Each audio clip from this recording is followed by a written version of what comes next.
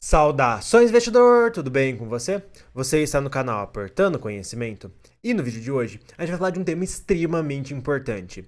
Mas e aí, será que os fundos imobiliários como um todo não estão colapsando, não está gerando um grande problema na indústria inteira de fundos imobiliários? Bem, é exatamente sobre isso que a gente vai falar no vídeo de hoje. E o principal tema desse vídeo, aliás, a principal motivação desse vídeo, é porque se a gente for analisar, desde a metade de 2020 até hoje, a rentabilidade dos fundos imobiliários, ela seguiu no 0 a 0, ela caiu menos de 1%. E essa rentabilidade já é considerando os rendimentos. Ou seja, mesmo com os rendimentos, nesses 2 anos aí, quase 2 anos e meio, os fundos imobiliários, eles caíram de valor. Tá bom, caíram 1%, mas acabaram não subindo, enquanto o CDI subiu já um tanto razoável nesse período. Então fica a grande pergunta, será que os fundos imobiliários não estão em colapso? E quando a gente analisa um pouco melhor, a gente está vendo que mais recentemente vem pipocando um monte de problemas nesses fundos imobiliários. Tanto de papel, como uma inadimplência aumentando. Então o fundo de papel ele empresta dinheiro através de um CRI e ele tem o risco da inadimplência, ele tem o risco dessa pessoa, dessa empresa para quem ele emprestou o dinheiro, não conseguir pagar ele de volta, então é um risco muito grande. E a gente está vendo a inadimplência subindo muito em fundos como Deva, Equitare, Tord, Versalhes e também alguns fundos que são de um caráter um pouco melhor quando a gente olha risco e retorno, como por exemplo o RECT, o IRDM, que também são fundos que estão sendo afetados com essa maior inadimplência. Quando a gente olha também os fundos imobiliários do setor logístico, a gente vê também que está cheio de problema. É as Americanas em recuperação judicial não pagando aluguel, é a Tokstok no caso do Vilg que estava dando problema, que quase foi despejado do imóvel, é a vacância pouco a pouco subindo, por exemplo, dando de novo o exemplo do Vilg que estava com uma vacância de 0 e agora já aumentou para uma vacância de 10%. Então o setor logístico também não está lá essas coisas. O setor de shoppings, a gente está vendo que os shoppings até hoje, em 2023, não se recuperaram totalmente do que aconteceu lá em 2020, estão muito próximos de se recuperar, mas muito provavelmente isso aconteça ainda no próximo trimestre, então eles ainda não se recuperaram perfeitamente, então tem já alguns probleminhas ali também. E também tem vários fundos com gigantescos problemas na alavancagem. Fundos que se alavancaram, que compraram imóveis com dinheiro de terceiros e queriam alugar esses imóveis, receber o aluguel, pagar os juros desses terceiros e ainda sobrar um dinheiro a mais, e isso não vem dando certo, como por exemplo é o caso do XPPR, que é um fundo que se você olhar a cotação fica bem nítido que deu extremamente errado, e se você procurar o porquê que deu tão errado a estratégia do XPPR, tem vários vídeos aqui do canal mostrando isso, mas aqui a gente está vendo que vários fundos também vêm sofrendo com essa alavancagem. A alavancagem subindo, a taxa de juros subindo, ele tendo que diminuir rendimento, ou ele tendo uma parcela muito grande de alavancagem que ele vai ter que pagar daqui a 2, 3 anos e ele não está sabendo como pagar. Os fundos de laje corporativa também, desde 2013, 2014, já não vão lá tão bem, então a vacância nesses fundos imobiliários de lajes corporativas chegou lá a 30% lá atrás, atualmente fica por volta de 20, 30, dependendo do fundo cai para 10, só o PVBI que é extremamente diferenciado, que tem uma vacância menor, e tem vídeo aqui no canal falando do PVBI, mas aqui a gente consegue ver uma série de problemas enormes que estão acontecendo com fundos imobiliários, independente do segmento desse fundo, e com exceção aqui das lajes corporativas, que é um problema já um pouco antigo, a maioria desses problemas aqui está pipocando atualmente. São coisas recentes. São problemas que a gente não tinha no passado e agora são problemas muito grandes na nossa realidade.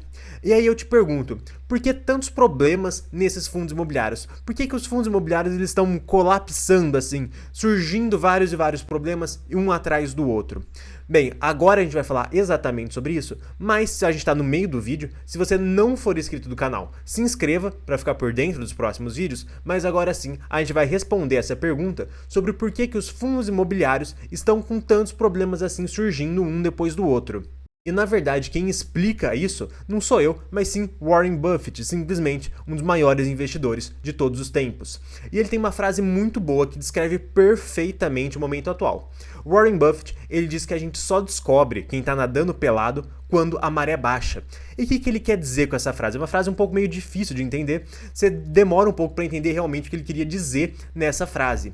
Mas basicamente, o que aconteceu? Lá em 2019, 2020, houve muitas emissões. Muitos fundos imobiliários emitiram novas cotas e captaram um dinheiro novo para fazer investimentos, ou para comprar mais CRIs, ou para comprar imóveis e por aí vai. A gente consegue ver aqui no gráfico em 2019, 2020, A cotação subiu muito, eles estavam muito acima do valor patrimonial, os fundos imobiliários, e com isso eles conseguiram fazer muitas emissões com uma grande facilidade e captarem mais dinheiro para fazer os investimentos.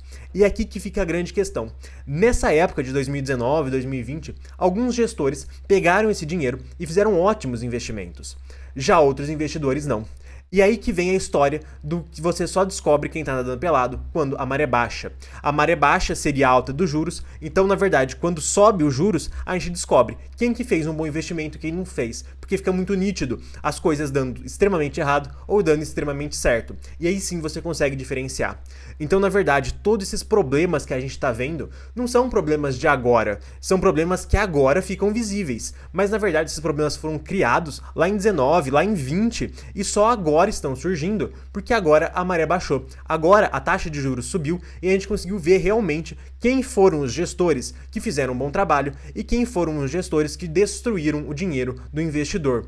Então, na verdade, para quem chega agora no setor de fundos imobiliários, quem é um novo investidor e olha, ele até se assusta. Ele fala, nossa, mas tem problema para tudo quanto é lado, os fundos imobiliários estão em colapso. Ele pode pensar, mas obviamente é um pensamento errado. Os fundos imobiliários não estão em colapso. Tá bom, alguns deles até têm problemas muito sérios, mas a grande maioria não. A grande maioria dos gestores fez bons investimentos, fez investimentos ok. Obviamente, alguns fizeram maus investimentos, só que esses alguns que fizeram maus investimentos acabam tendo mais mídia, porque é mais interessante você falar de um fundo que deu errado do que de um fundo que deu certo, acaba dando mais visualizações e por aí vai.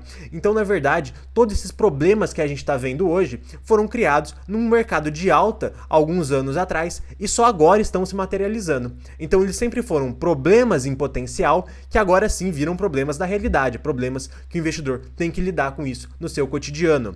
E esse momento é extremamente bom para a gente separar o shoyu do trigo, para a gente separar os bons gestores, como por exemplo o HGRU, o TRXF, são fundos que estão muito longe de dar qualquer tipo de problema. Agora a gente vê outros fundos que vêm com um problema considerável, que vêm com a vacância aumentando, que vêm com uma alavancagem meio descontrolada, que ele não sabe como é que ele vai pagar, que vai vencer uma parcela daqui a 2, 3 anos, ele está preocupado.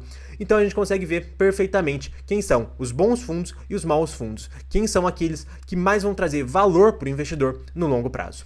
E gente, esse vídeo vai acabando aqui e eu vou estar recomendando outros 2 vídeos aqui do canal. Gente, forte abraço e até o próximo vídeo.